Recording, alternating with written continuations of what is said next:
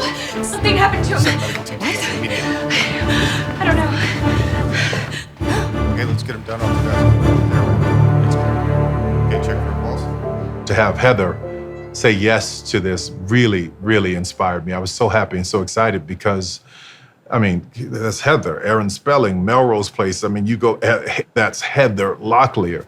And for her to come along and play the First Lady in these first couple of episodes and give us just that, that stamp that we needed, it was a joy. Why were you so hard on her? Who? That young lady, Anna.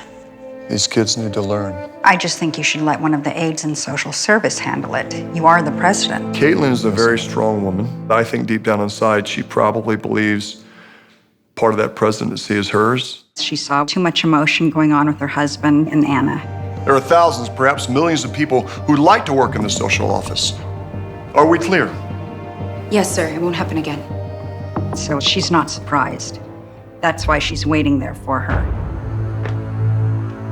At this point, Anna knows what her life is about to become. So you have to feel for her, and we're afraid for her. How long have you been him? She plays that perfect, mischievous, mean, but you still love her type of character.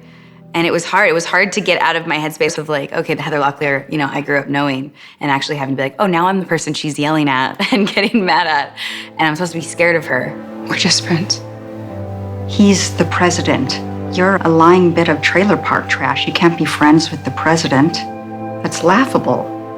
It takes her back to growing up in the trailer park and being told that you are nothing. You're white trash, you're a whore.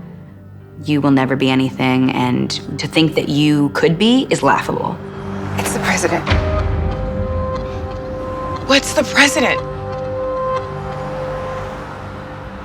He's the guy.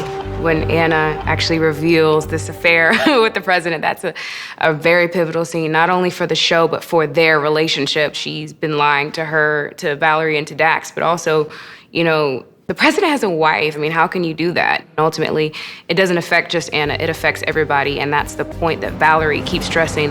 This is the type of stuff that ruins people's lives.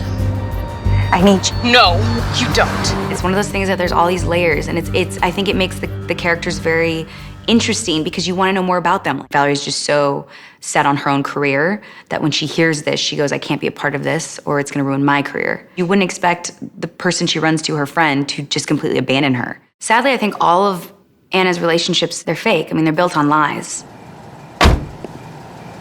Annie Bell?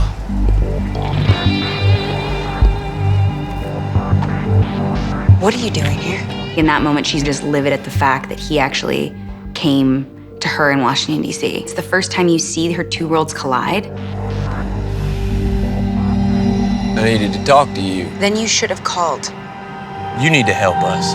That's the most exciting thing about Too Close to Home, is that juxtaposition from the big city life to a rural community way far away from any city. And I also brought you a meal. I'm fine. No, you're not. I can see it in your eyes. She's also got a little bit of a love triangle going on with Brody. She feels really wrong about it, but she's very attracted to him, and he makes her feel important. And that's not what she ever experiences in her life. It's definitely a very heated relationship, that's for sure. She's afraid I'm gonna break her heart. I have to prove to her that I do truly love her and care for her. So seeing that grow, it's beautiful. His love for his family, his love for Bonnie, it drives him to take care of all of them. You'll see as the story develops, he's there to protect them, to take care of everybody. I'm with JB now. Brody. Okay? It ain't gonna stop me from loving you.